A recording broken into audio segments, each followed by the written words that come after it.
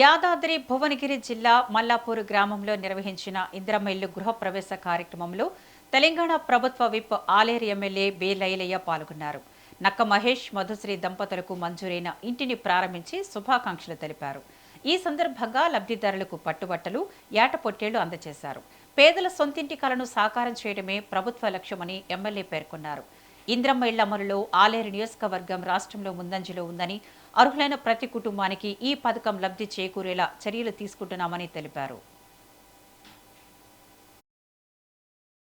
ఈరోజు ఆలేరు నియోజకవర్గంలోని తుర్కపల్లి మండలంలో వివిధ గ్రామాలలో మహిళలకు సంబంధించి వివో బిల్డింగ్లను ఇలా ఫౌండేషన్ వేయడం ప్రారంభించినాం. ఈ మహిళా బిల్డింగ్లు 90 రోజులనే పూర్తి చేస్తామని చెప్పి అన్ని గ్రామస్తులు కూడా చెప్పడం జరిగింది. ముఖ్యంగా ప్రజాప్రభుత్వం, గౌరవ ముఖ్యమంత్రి రేవంత్ అన్న సహకారం. ఈ ప్రజాప్రభుత్వం రాగానే మహిళలకు పెద్దపీట వేసి ప్రభుత్వం వచ్చి 48 గంటల్లోనే ఉచిత బస్సుతో పాటు తెలంగాణలో 1 కోటి మంది మహిళలను కోటి చేయాలనే లక్ష్యంతో ముందుకు పోతున్నాం.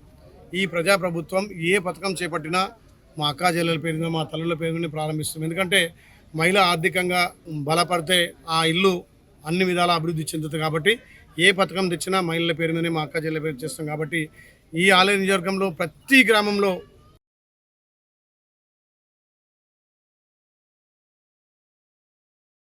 ఈరోజు ఆలయ నియోజకవర్గంలోని తుర్కపల్లి మండలంలో వివిధ గ్రామాలలో మహిళలకు సంబంధించి వివో బిల్డింగ్లను ఇలా ఫౌండేషన్ వేయడం ప్రారంభించినాం. ఈ మహిళా బిల్డింగ్